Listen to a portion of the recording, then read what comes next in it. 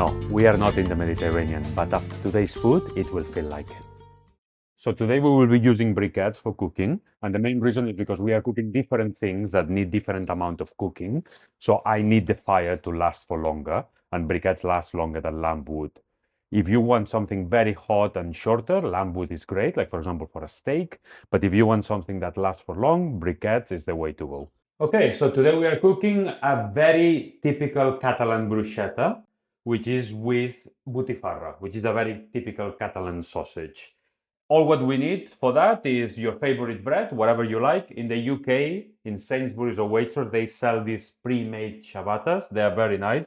You just need to finish them on the oven or on the barbecue, and they are ready to go. Your favorite cheese, I'm going for this applewood today, but you can pick whichever is your favorite. Green pepper and sausage. You can do this with any sausage. Also Alioli, which I have a video that I will link somewhere here on how to do it. So that's a sauce that we will use inside the bread. So that's going to be the main meal. And then to go with it, we are going to do as well morcilla, which I've introduced before as black pudding on steroids, and Padrón Peppers, which is also going to be a side tapa that will go alongside it. So now before we go outside and start cooking everything on the barbecue, let's prepare the bread. What we want to do is open it up, because we will want to put cheese in it for it to melt and make sure it's toasted inside as well.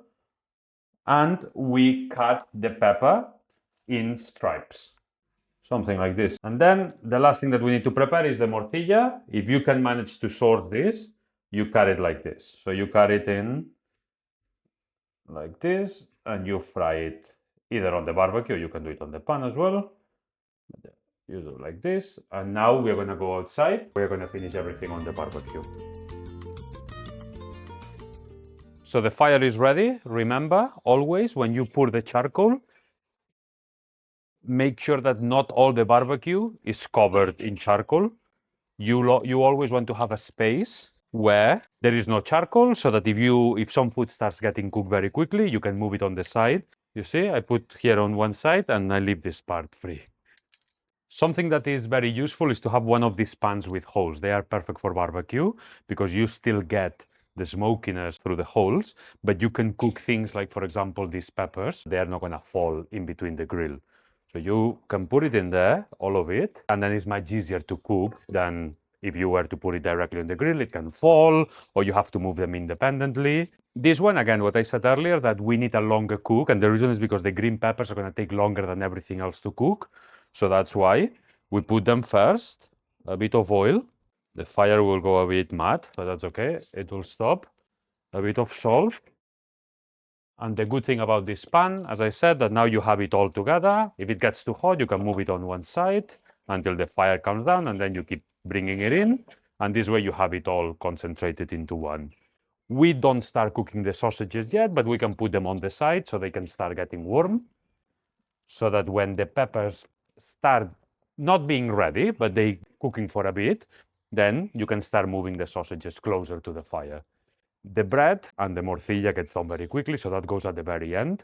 But for now, yeah, we have the peppers, we have the sausages in there, the butifarras, which again, we will be bringing close as the peppers start cooking. We can start bringing the butifarras a bit closer.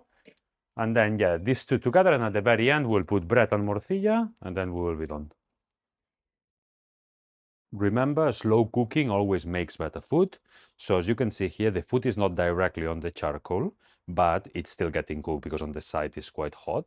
These kettle barbecues, because of this shape that they have, the heat concentrates at the bottom.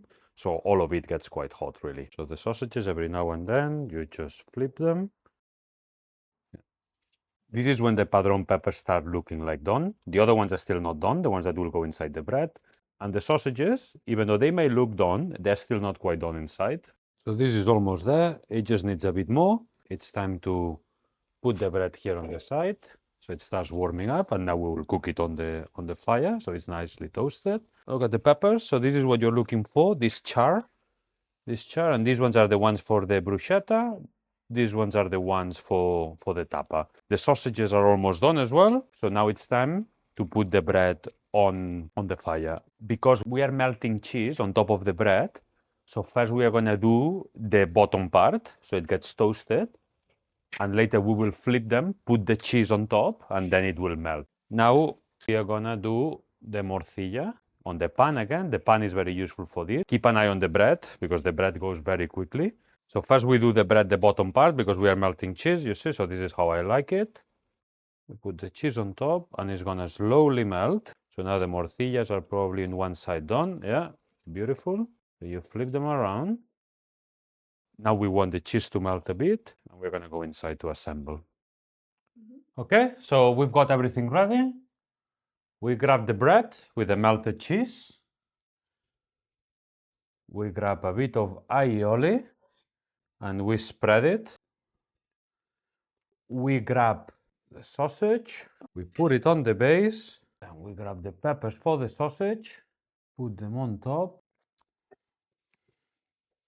We close it, you press it, you have it ready.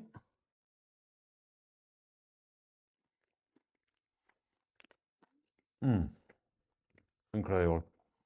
The two tapas that we prepare, so we put a bit of rock salt on the peppers, we move them a bit, and this we just eat them like this, very nice.